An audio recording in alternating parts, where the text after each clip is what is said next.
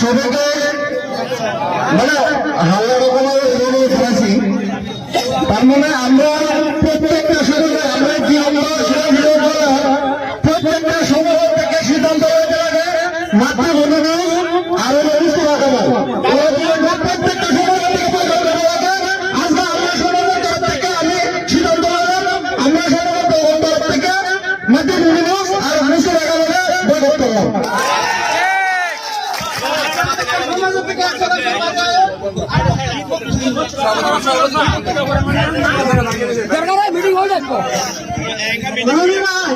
আজকে আপনারা বহু সুপরামর্শ করেছেন, বক্তব্য রাখছেন, সবাই মনের কথা কইছেন। ওই সময়